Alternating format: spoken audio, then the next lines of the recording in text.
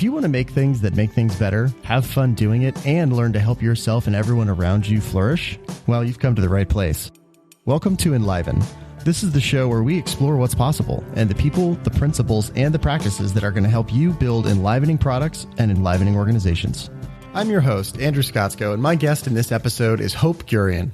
Hope was the Chief Product Officer of CareerBuilder, the SVP of Product at Beachbody, and led multiple verticals at AOL. Today, Hope coaches product leaders and teams seeking to grow through customer-centric, evidence-based strategies. She's led almost 50 product teams in her career in both consumer and B2B companies. She also hosts one of my favorite product podcasts, Fearless Product Leadership, where she helps other product leaders shorten their learning curves and is often referred to as fearless but friendly. And I think you'll see why in this conversation. In this conversation, we talk about the things that nobody tells you about product leadership, the root causes of many dysfunctional product organizations. Hint, it's at the executive level. How to get over the fear of saying no and coming across as mean to other people so that you can do your best work. And Hope even shares some of her battle stories from the front lines of doing organizational transformations, both what has and, more importantly, what hasn't worked. In short, this conversation is full of gold that anyone working in or around the leadership of a product organization needs to know. So without any further ado, please enjoy learning with Hope Gurion. Hope, welcome to the show. Thank you, Andrew. This is so fun. Thanks for having me. Absolutely. Absolutely. So we had the pleasure of meeting through your work with Teresa Torres and some of the great coaching work you're doing there. It's just been really fun to get to know you and her a little bit and start to understand your worldview a little bit. So I am totally stoked to bring you on the show and get to share some of that hope lens that you look through the world at with this audience, because I think we could all use a little bit more of it. We'll try. Teresa has been a great partner and friend over a number of years. And so, and as you can see from getting the chance to work with her, like there's nobody else I'd rather work with. So super fun. And I'm glad you're enjoying it. The two of you make a dynamic duo. I know we're going to talk about this a lot more in the course of this conversation, but I have had quite a few guests on this show talk to me about the similarities they find between doing product, especially product leadership, and parenting. And I'm curious, what do you see there? Well, it's funny. I remember that years ago when I was leading a product team, we would do quarterly meetings and we would go through a whole bunch of stuff. But I remember distinctly giving a speech to one of my teams at the time using the parenting analogy. And it went off the rails quick because essentially I was like you are taking this thing, you're responsible for it. You have to nurture it. You want to let it reach its full potential, and you need to guide it on its way and help it make good decisions on behalf of it. And then I had to go into, and then when that's not working out so well, you may risk your child getting taken away from you. And so that's where it went off the rails. So I think there are definitely similarities. And I think there's obviously a lot of differences. Like I think you can have far more objective measures driving your decision-making in product. And I feel like anytime I try to apply objective measures to how my parenting is going, it's very difficult to do. So, but the kids are surviving, they're thriving. I think they see a silver lining in this, in that they're getting to play more video games than I've ever let them play. So kids and dogs are having the greatest year ever. They're not so bothered. They get to hang out with their people all the time. And we got a pandemic puppy too. How does that occur? You just randomly were like, we're getting a dog, or what happened? Well, I had a plan. First of all, my youngest son is very convincing. And I was like, well, our previous excuse of all the travel that we did no longer holds water. But then I also don't really want the responsibility of a pet when my kids leave the house. So my plan was to get a 7-year-old cat for like low effort, low maintenance. And then when my youngest leaves and goes to college, I would have too much more of a lifespan to deal with this animal. And then my husband was like, I don't want a cat. I think we should get a dog. And not just a dog, like, because we did look at like a rescue and they're all like, the shelters are cleared out. And so we ended up going on Craigslist. There were like 2 puppies that looked kind of cute within driving distance, and one responded to us. And then next thing you know, you got a dog. Our way to Sacramento and got this puppy. So all of a sudden it was like an impulse buy.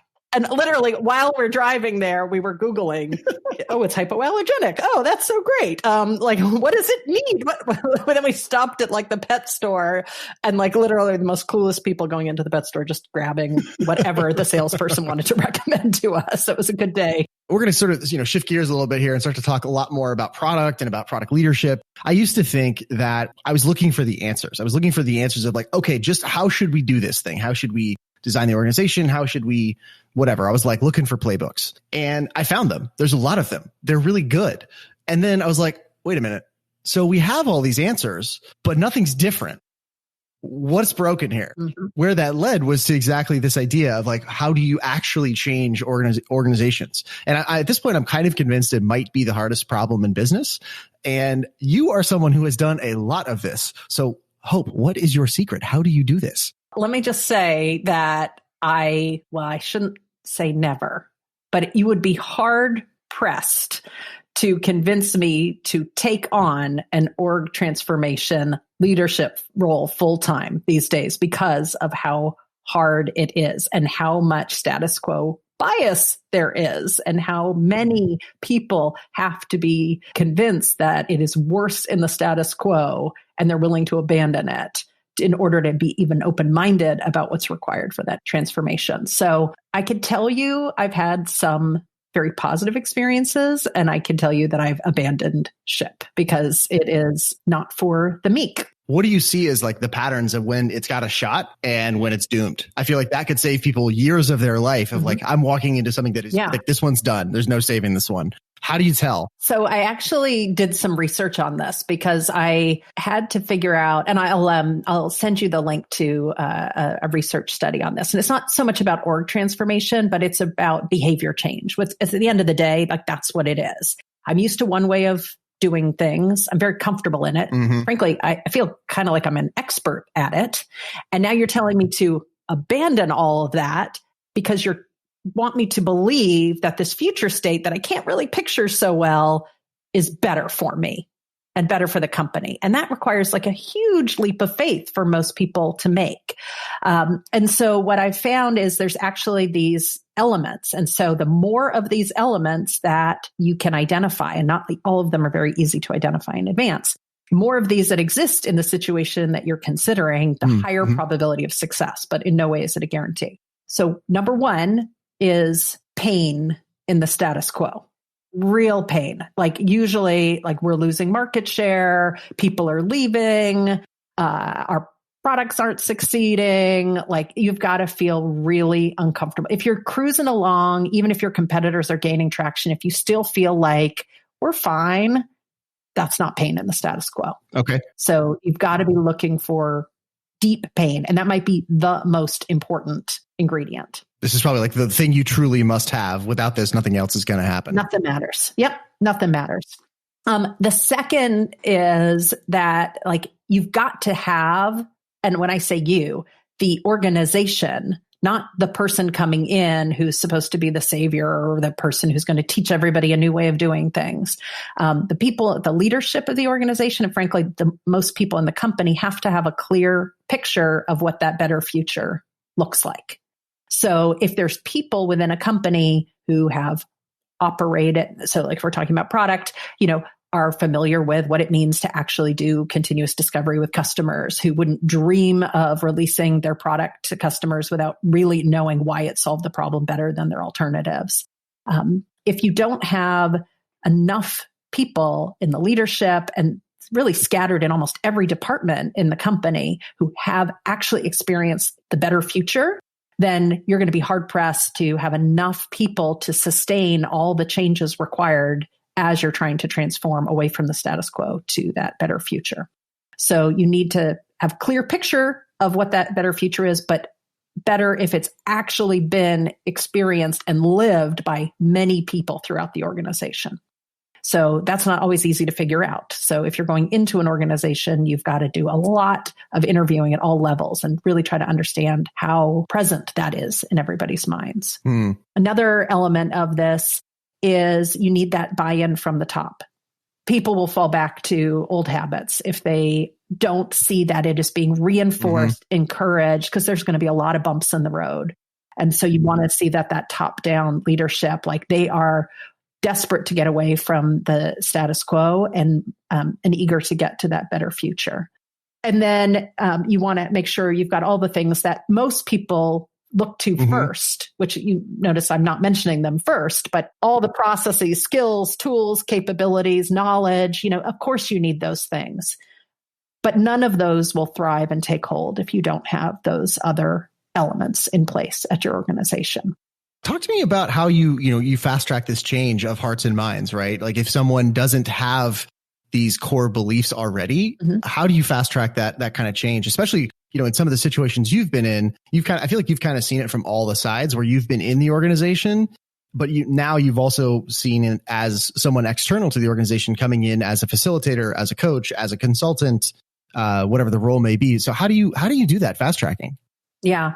So what I have found to be the fastest way is to have the executive team actually see their products and experiences through their target customers' eyes. So what does that look like? Usually it's not pretty.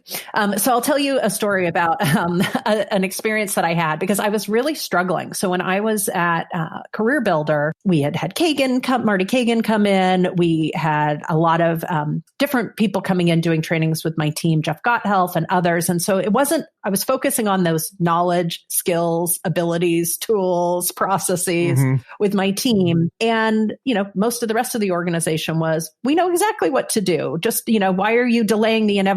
Let's just get to these things that we already know that we want to do and just go ahead and deliver them already.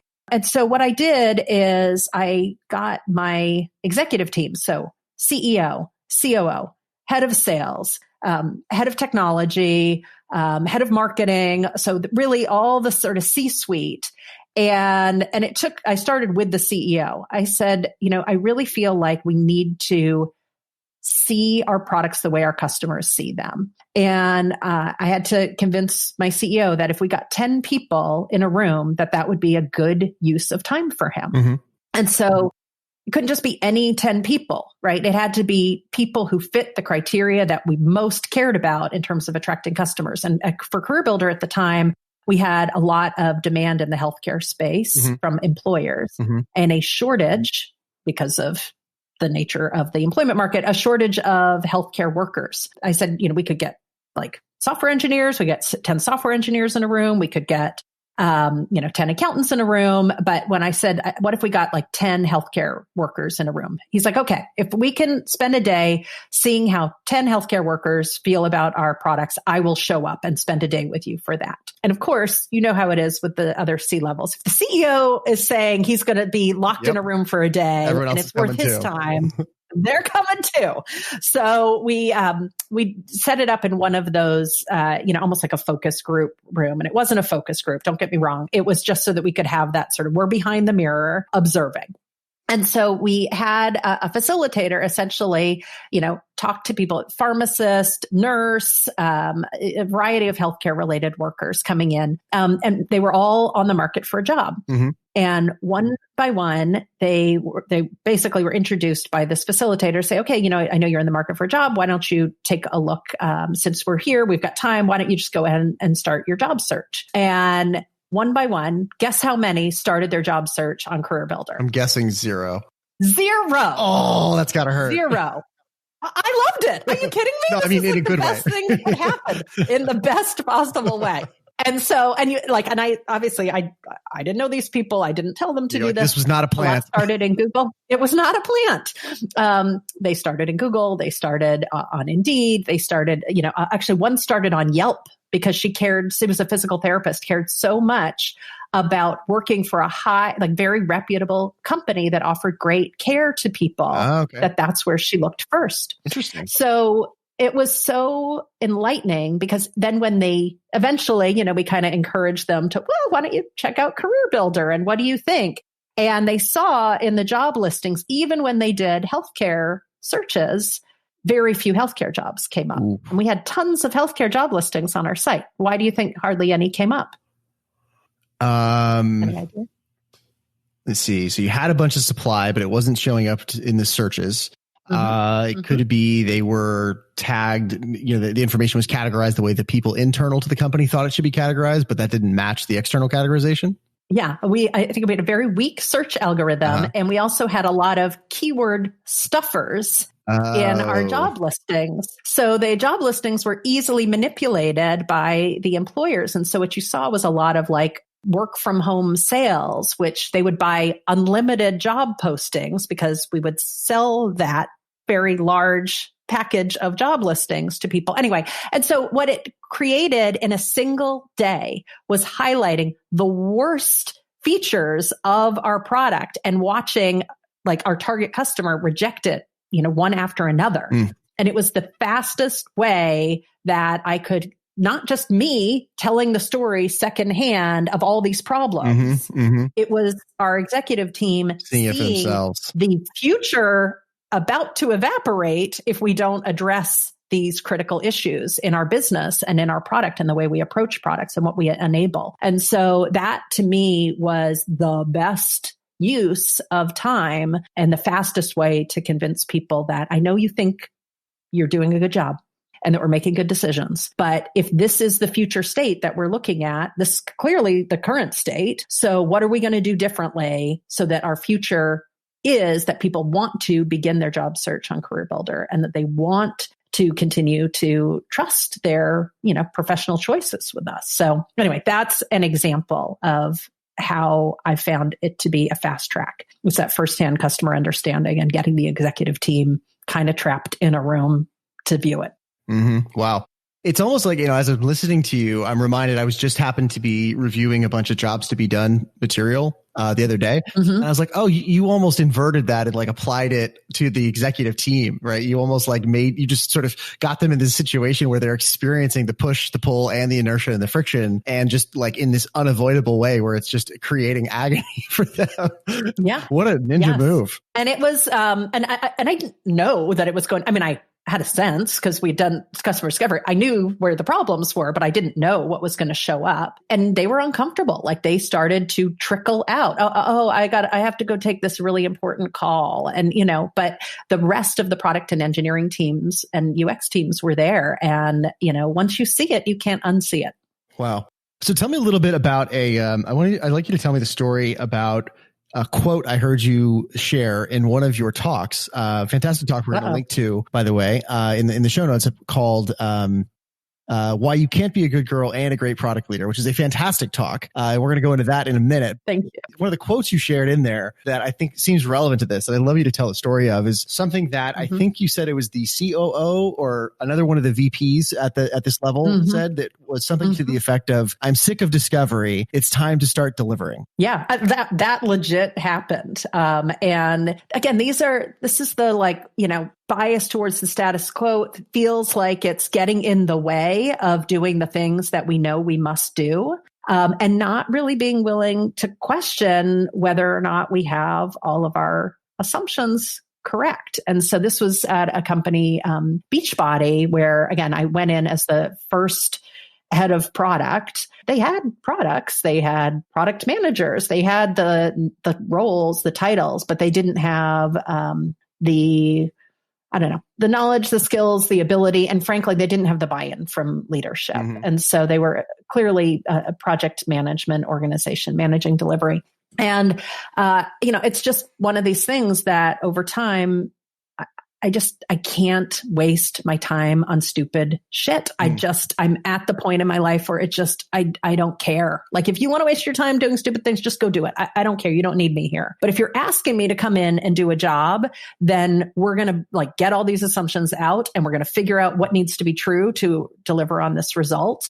And if you're not up for that, then I'm probably not the right person to work with. And this was one of those moments where this was a guy who, he didn't hire me. He didn't bring me in, but I, essentially was supposed to be his partner.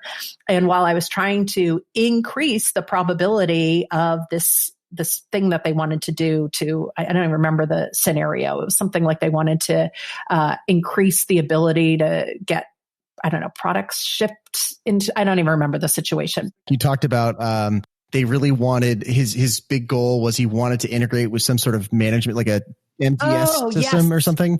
Yes, yes. They wanted to get all these all these different shipping companies to be integrated so that they could expedite getting their products shipped. And not that expediting shipping is not like unreasonable, but the level of effort versus return was not obvious. And, in product, you've got opportunity cost with every single decision that you make and choose not to make.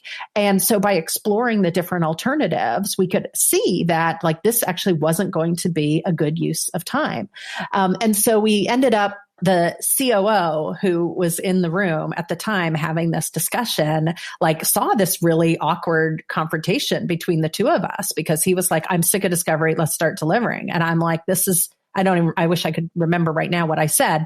I was like, look, this is not the way it's going to go. Like, I want to make sure that we're making a good choice. And you're basically saying like, ignore the facts and just do what I'm telling you to do. And I'm not here to just do what you think we should do.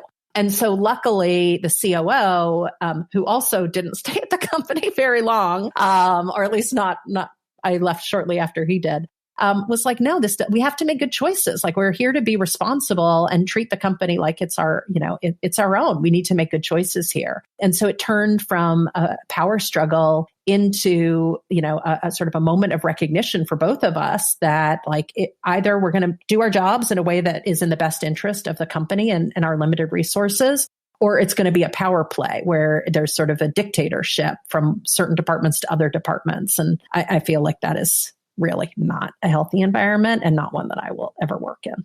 So here's one thing I'm curious about. So did you know that it was going to be like that walking into that gig at Beachbody?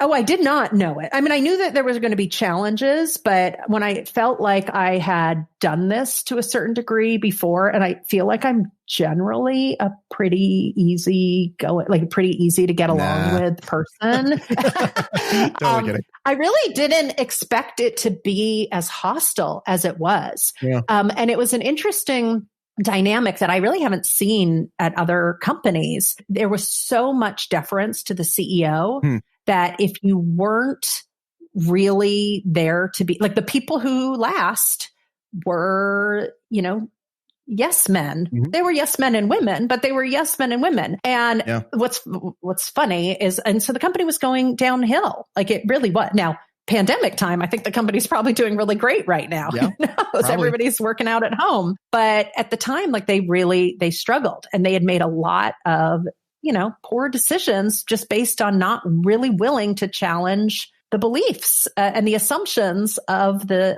CEO. And I can remember one thing was I was there, I started in April and then literally like 365 days later left.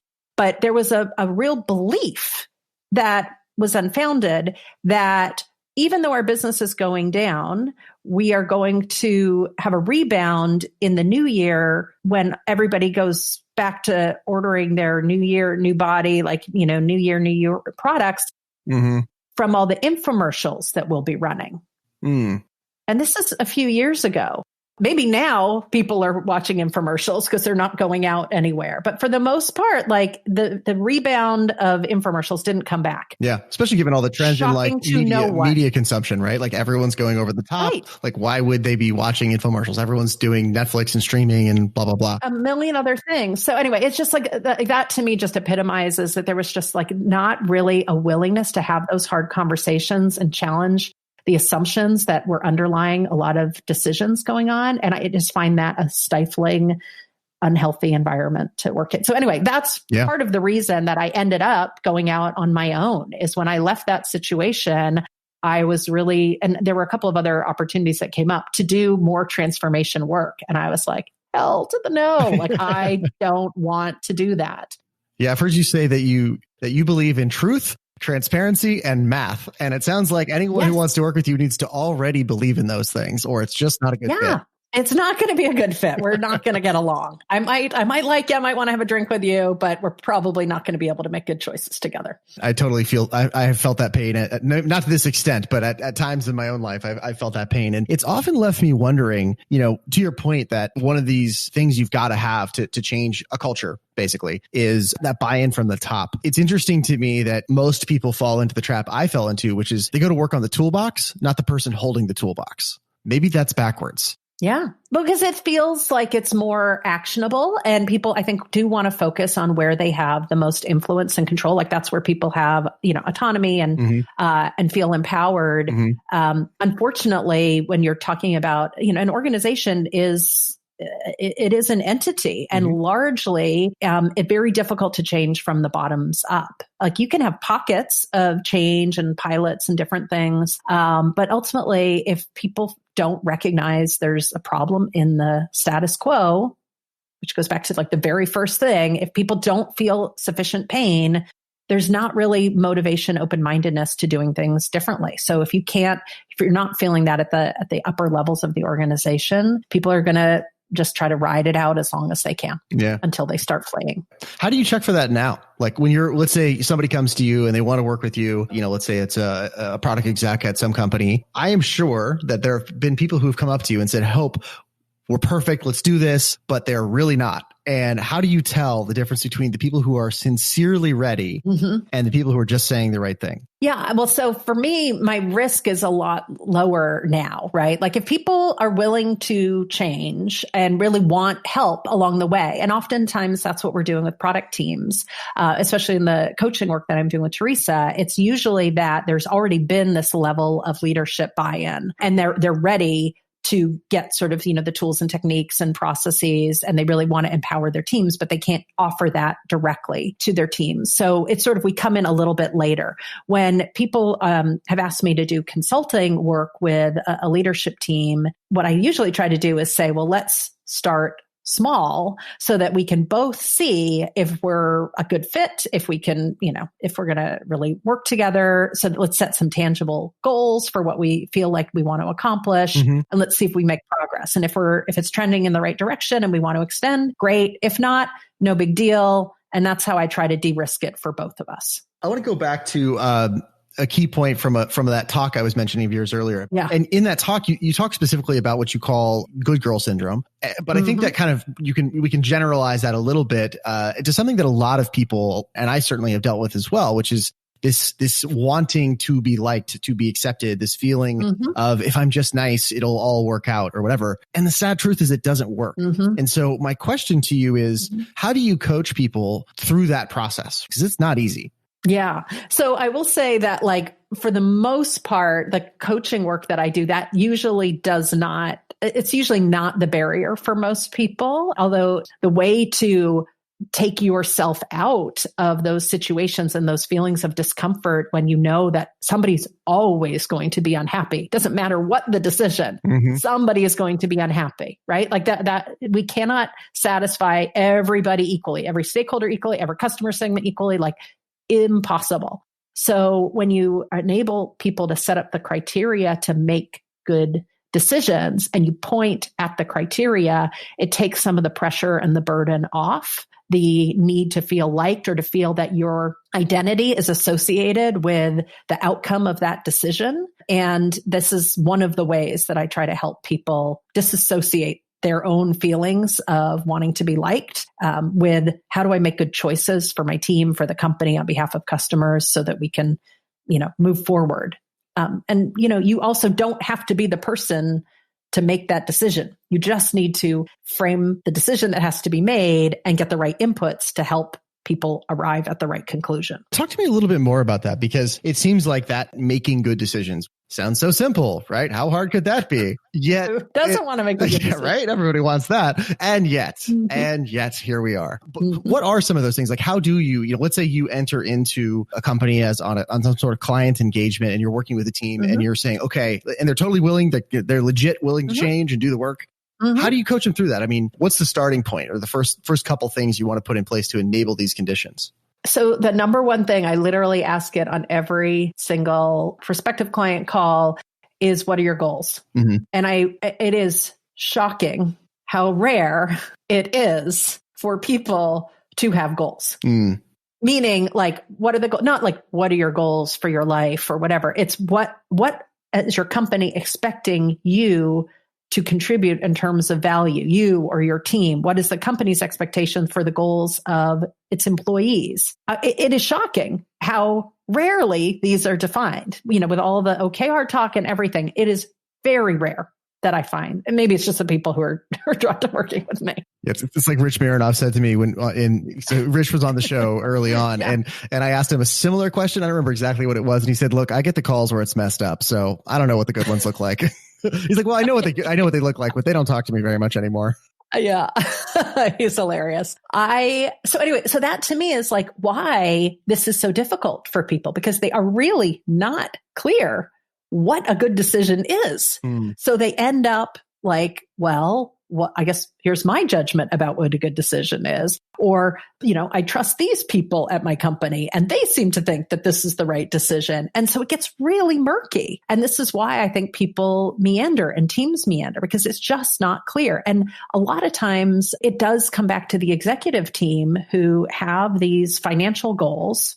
Totally legit. It's a business. We want to hit our metrics, revenue, EBITDA, growth, totally.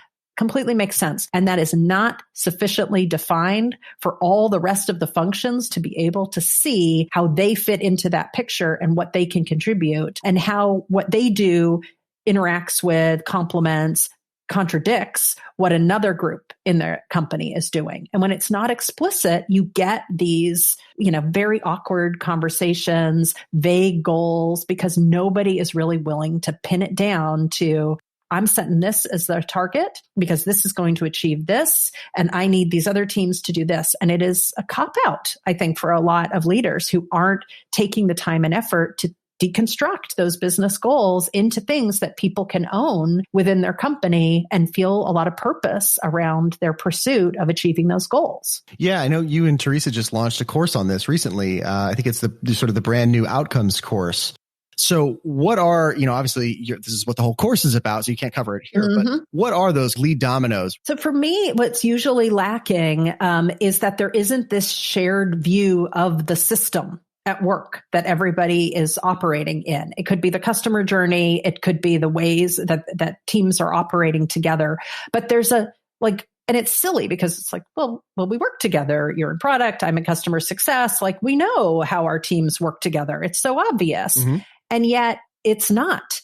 Like nobody can see the whole together. And so how can we figure out how we want to change the pieces of this puzzle if we cannot see the same pieces together? And so what I try to do is help people at least create an illustration of what that system looks like. So typically in a product area, but I got to tell you, it's really at the company level. Like, how do we look at the whole of what we're doing? And usually having the customer view is the common thread. Like, okay, so maybe you should see, but maybe it doesn't really matter, how the accounting department, is balancing the books and dealing with, invoices. I don't know. But if it does matter, then you should have a way to illustrate that at the company level where everybody can see how they fit into the system and how making a change over here is either going to positively or negatively impact somebody over here. And so having that customer view to me is like the first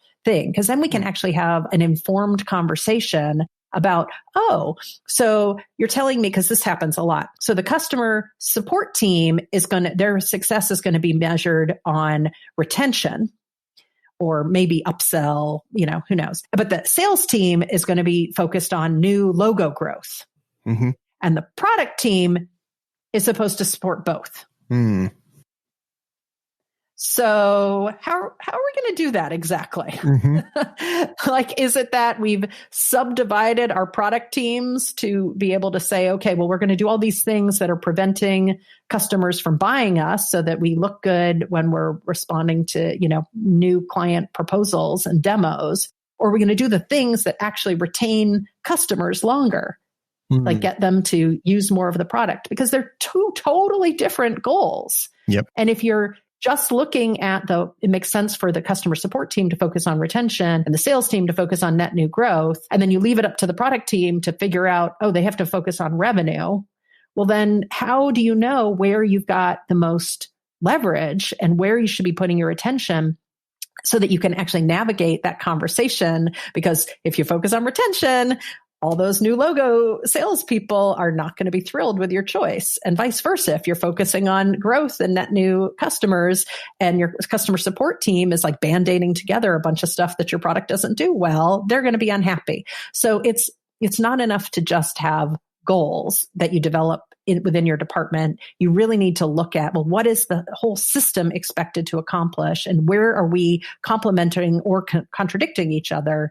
And the healthier that you're able to have those conversations, you can say, you know what? For the first half of the year, we got to focus on new deals. And maybe the second half of the year, we'll focus on like retention or vice versa. But you've got to be able to make that choice at the executive level so that people in all those departments can set the right goals within their realm of influence to support the way that you're expected to achieve those financial outcomes. In a lot of ways, it's also just either a lack of or just bad strategy, right? Yeah. The same way you said, it's shocking how few people in organizations really have goals. I've also found it shocking how few have anything that I would actually call a strategy. They have a plan maybe, but in terms of a strategy, those seem few and far between. Yes. And I'm curious, like, because you've worked in so many contexts. I mean, I think you've led like almost 50 product teams in your life and multiple full-blown product orgs. So I know you've seen this a lot. When you go into somewhere, or when you were doing this before, how do you solve that problem? Like, how do you go to work on that, on saying, okay, we need a real strategy, not just like this thing with it might as well be done in crayons. Right. Yeah. And it's,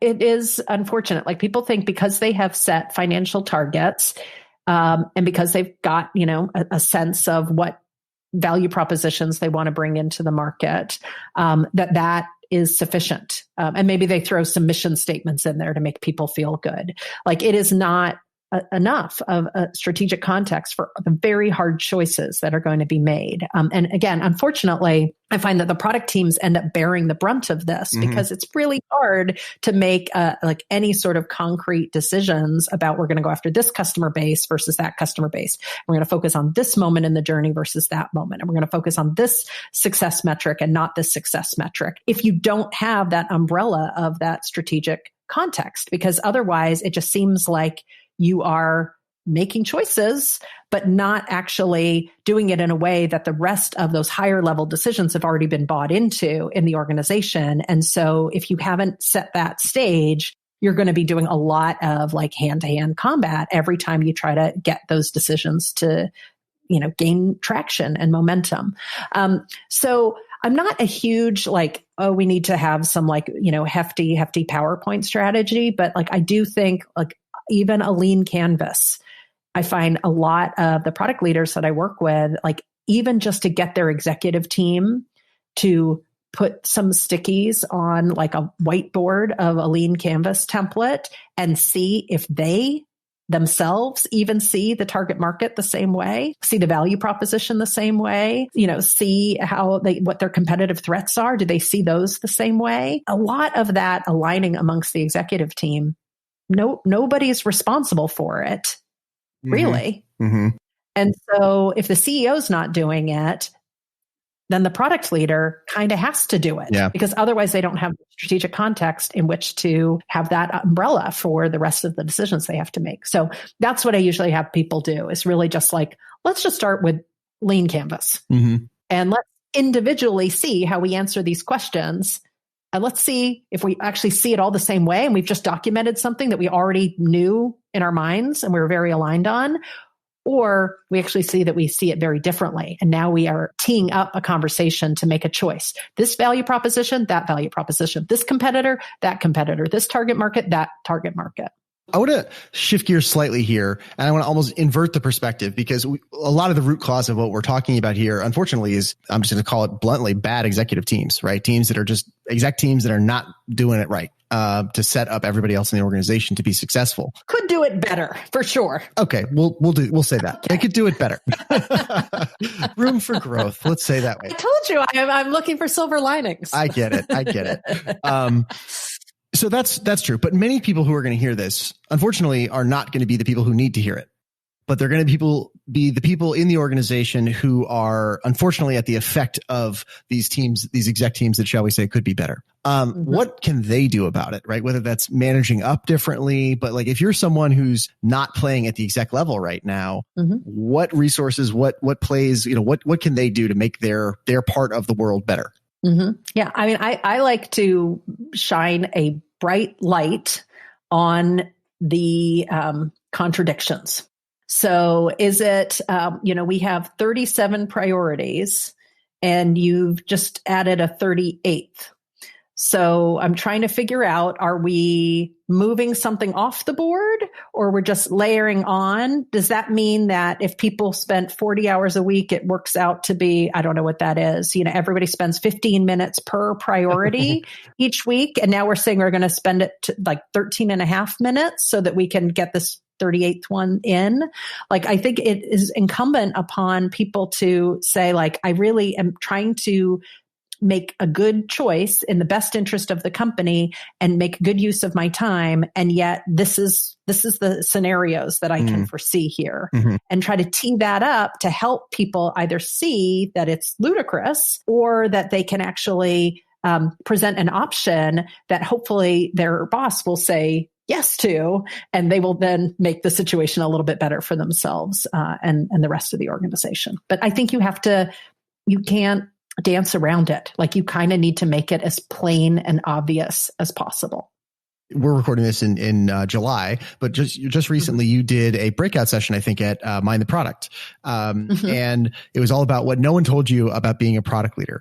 And so I have kind of a two-part question about this. First of all, what was the biggest takeaway you had from that? Like, just listening to what people had to say. And secondly, what did no one tell you about being a product leader? No one told me anything. It was totally trial and error. Okay, let's see. What did people say? Well, for better or for worse, many, many people had experienced some of the issues that I talked about. So, like, for example, everybody wants to ask about cost, but nobody understands the concept of opportunity cost. Like, that is, I think, a very common situation. And it's still one that I struggle with today. Like, how do I help people understand the concept of opportunity cost, like, versus how many weeks is this going to take and how many people and how much headcount do you need? And, like, it's like, that is more tangible, more concrete, more similar to conversations they're having with other departments. And like, how to convince people that opportunity cost is real. Like, it's very challenging for people to wrap their heads around. How do I quantify it? How do I know that that's not just an idea, an economic concept, and actually something that could crater our company if we invest in the wrong things and invest too much. And so, for me as a product leader, I feel like the need for a lot of shared understanding about each other's roles and departments and customers, like, is, I think, the biggest blind spot that a lot of product leaders have, that they want to enable their teams. They want to give people goals. Like, they want to do these things. And unfortunately, there's such different understanding of what the role is, what it's responsible for, because so many people have either never experienced it at the companies they've worked at, especially if they're not sort of like tech first companies, or they have experienced it in sort of a negative way. Like, I hear people talk about all the time, oh yeah, like, we used to have a head of product and he sort of like went all in on his vision. And then, like, we're now basically like in the rubble of that and trying to dig our way out. And so they've got these sometimes very negative connotations of what it could be to work with product. And you're now trying to convince them that it'll be different this time and it'll be better this time. And they're scarred, right? So maybe they understand the concept of opportunity cost a little bit better. But that's unfortunate for anybody who's in a product leader role at a company, especially if you're new going into a company, because without you, and this was one of my points in the talk, like, if you haven't had a deep understanding of all the different perspectives from your peers and partners on the leadership team, very difficult for you to be effective. Even if you've got the best team and the best capabilities and the best product roadmap, if you really are not able to have those conversations and navigate those conversations and create the same, like the right level of detail for all those different audiences and understand their needs, their points of view, what they need to be successful, very difficult for you to enable your team to be successful or for you to be successful. No one teaches you how to do this, but without it, you're screwed. Yeah. Like, and you kind of have to be, I mean, it's kind of like your own version of discovery, right? Like you need to understand not just what your customers care about and what their alternatives are, but you need to do this. You're head of finance, obviously maybe head of engineering is something that you're more familiar with, but marketing and sales, and this is where operations and support, like there's a lot of other functional leaders who, if you really can't like spend a day in their shoes, it's very hard for you to have a good partnership with those teams. And so I think that's something that I know earlier on in my career, I probably didn't invest enough time in. And so when I had a chance to, sort of reset and start again, I actually made that a part of my like conscious practice of like, when I went to Beachbody, I'm like, I'm spending a day in the customer support team and really getting to know them, getting to know their leaders so that they see that I care about their team's needs. Same true with like the coach team. Like I want to see like, what is it like? I'm on the phone with coaches. Like I need to know what it is that you're dealing with. And so the more that you do that, I think as a product leader, the easier it'll be for you to have those meaningful conversations and hard conversations because you're going to make somebody happy. Mm-hmm. Just a matter of who and when. And I think that is, you don't necessarily get a chance to really understand everybody's functional role. How are sales plans set? What are the incentive plans? Like if you're not familiar with that, you could get blindsided in terms of how you're approaching your product roadmap and what people are incented to sell versus not incented to sell. Mm-hmm. And so anyway, it's super important for you as a leader to be an expert in a lot of different things. Maybe expert is too extreme. You have to be pretty knowledgeable about a lot of parts of the organization to be able to contribute in the way that I think product leaders are expected to contribute value to their companies. We're going to start to close out here with some rapid fire questions. But before we shift gears there, I'm just curious, the journey that you're describing is one that all product leaders go through. Even more broadly than that, people in outside product deal with as well. People who are really trying to level up their game and contribute at a higher level are people who have to take on these conversations, these ways of thinking, et cetera. And I'm just curious, what has helped you the most? Do you think is there something that you wish you knew 20 years ago that would have, made it easier or made you more effective along the way? What advice would you give your earlier self on this? It's, for me, what I learned about myself is like, I want to solve the mystery. Like I was talking to, another person who does like product related, talks and all these things. And he was really encouraging me to do, he's like, there's always, people looking for women product leaders. You should develop your whole talks and all these things. And I'm like, that is not what gets me going. Like I actually agonize over doing talks. Like what I want to do is solve the mystery. I want to like understand like what's blocking a team, what's blocking a leader, what is blocking a leadership team. And I want to solve that mystery. That is how I like to spend my time. And I feel like if you don't have that level of, persistence and care about that, if you don't bring that to your job, right? You're solving the mystery of what is the right set of, products or features that we need to introduce in the market that's going to help us win. If we, how do we solve the mystery about who our customer is and what do they care about? How do I solve the mystery of how are we going to make effective decisions as a leadership team? If you don't want to solve those mysteries, you're going to get burned out and tired and frustrated really fast. And so that for me is just what energizes me. Like I want to figure it out. And so anyway, if I knew that about myself earlier, I think I would have not spent so much time thinking about like, oh, well, I should be doing this. And other people write a book or whatever. I don't care about that. I want to solve the mystery. That's what I like doing.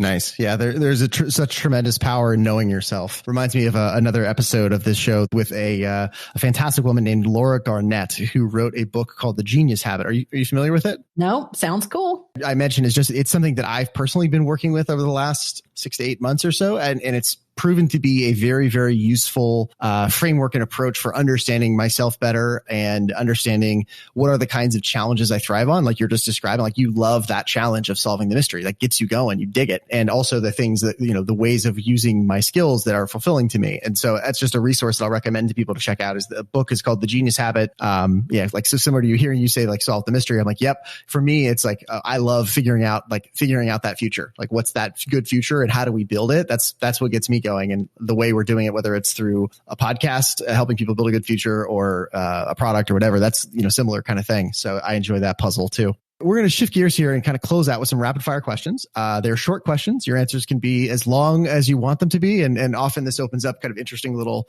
side tangents. So the first one is, what is a quote or a saying that's important to you? And what about it speaks to you? So the one that most immediately comes to mind is, and I'm trying to remember how he said it, because I know this is a well-known quote. It's basically like $1 for, identifying the problem, but like $1,000 for solving the problem. And this is like one of my very first bosses, Tom Burke, at the Discovery Channel. And I was like an intern out of college, and I was like, Tom, things are fucked up. Like, I don't understand what's going on here. And like, this is broken and I don't understand this and this. And he was like, oh, like, great. You get $1 for identifying these problems. You get $1,000 if you figure out a way to solve the problems. And so that's always stuck. Nice. And then what is a question that if you could have the listener start to ask themselves one question on a regular basis, what question would you have them ask themselves? The listener? Listener for your podcast? Yeah. Person listening to this right now. Ask themselves, okay, oh gosh, on a regular basis. It's like, is this a good use of your time? Like there's all different ways that people can spend their time, but I just feel like there's so many people. Like I have a coaching client that is really in a tough situation. And like he's just constantly being second guessed by his boss, who's like really doubts him, and he's doing everything right. And it's just not connecting. And I just feel like this is not a good use of your time. Like you should go, go. Abort. And I feel like that's all we've got is our time and how we choose to spend it. And so like, I think that's a good question that we can all ask ourselves. Love that. Yeah. I've found myself getting increasingly allergic to things that occur as a waste of time to me more and more. So I would echo that, dear listener. Please think about that. So at right now in this, whatever chapter you consider yourself to be in right now, what does success look like for you in this chapter? So part of it is like really having total autonomy and control over my time. In fact, like, somebody who actually ended up doing some work with, was trying to hire for a role, like a head of product role. And he and I were chatting about it. And he was super excited about what was going on at his company. And he's like, I think you would like the people. And this is, it's really interesting. And I said, I can totally tell how excited you are about, what you're doing here. But the thing that excites me most is figuring out like how to grow a business, have total control of what I spend my time doing and who I work with. And that's kind of what lights me up right now. And so I'm not done figuring that out. Yeah. Still working on that mystery. Yes. Another mystery to solve, but Indeed. This one's been pretty fun. I like it. Then another one is, who or what has had a big influence on you and really shaped how you see things and how you show up? I mean, I feel like there's a long list. So this is a tough one. I mean, maybe what I will do is actually give credit to my husband, because he pushes me constantly and in a way that usually pushes me out of my comfort zone more than I like to do. Like he has very high expectations for himself, for us, for the way that we live, the way that we work and what we can contribute. And so he is constantly pushing me to expect more, promote myself more, whatever, but like really do more than you think you're capable of doing. And so, and I can't get away from him. So I am constantly reminded that there's more that could be done. That's awesome.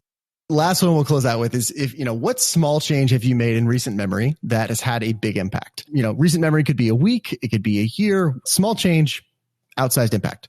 So I told you that we got a puppy, which maybe that's a big change. I don't know if that's a small or big change, but the dog is tiny. So it feels like a small change. Having another kid. Yeah, I know. I guess I didn't quite think about it that way. So maybe this doesn't qualify as a small change, but I literally thought that I was doing this for my son to basically get him off my back for not, the only one of my friends who doesn't have a pet and whatever. But it has been so wonderful for our whole family. And my older son, I may mention this, he has ADHD, and he is so much more engaged and involved and spending time with the dog. And I could see this nurturing side. I've got 2 boys. I'm the only, girl until we got this girl dog in my household. And I've just seen this really huge, caring, nurturing side of my boys. And it's been a really pleasant surprise. So I'm really excited about it. Awesome. Well, Hope, what would you like to leave the listener with?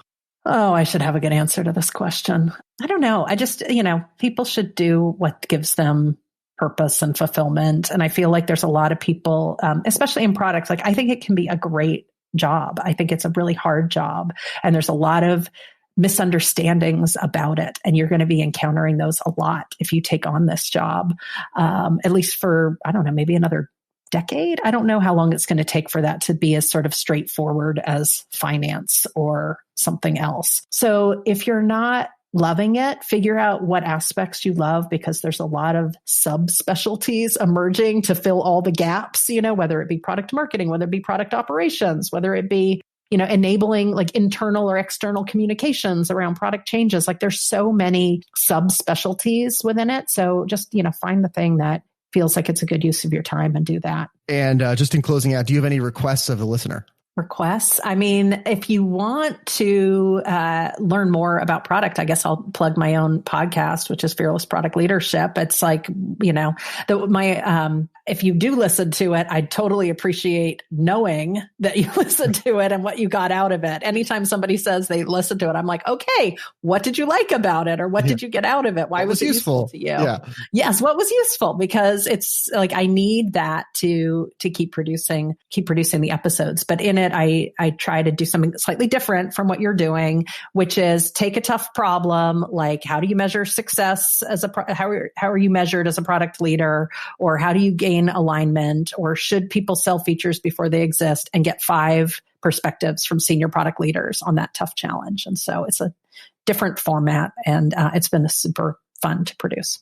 Yeah, well, I will also echo that. It's one of my go-to product podcasts. I really I'll say what I find useful about it.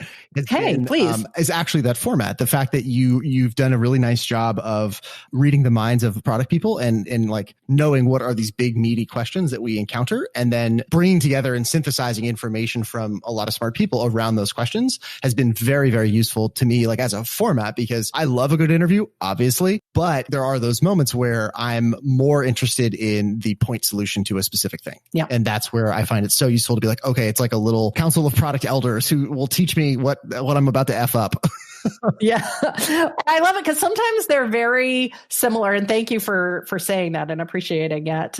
Sometimes they're all very similar. And I'm like, okay, there's a pattern here. Good. And other times they've got totally different approaches. And then you're kind of like, okay, which one do I feel like best fits this situation? But either way, you walk away with hopefully something actionable. And if anybody wants to check out your work or connect with you, what you're up to in the world, where's the best place for them to reach out? They could go to fearless-product.com. They could find me on Twitter at HopeGur, which means you have to remember how many R's it is. I think it's 3. I don't actually know. Or LinkedIn. Yeah, I'm pretty easy to find if people want to chat. Awesome. Well, Hope, thanks so much for spending time with me today. It's been a real pleasure. Oh, it's been so fun. Thanks, Andrew, for thinking of me. Thanks for listening. If you enjoyed this episode, please rate and review us on iTunes. That helps us reach way more people and build this community up. For show notes, links to the resources, and everything else we discussed, please go to enliven.fm. Feel free to reach out with questions, feedback, or just to say hello by emailing connect@enliven.fm. Be sure to subscribe, and until next time, my friends, leave them better than you found them. We'll see you soon.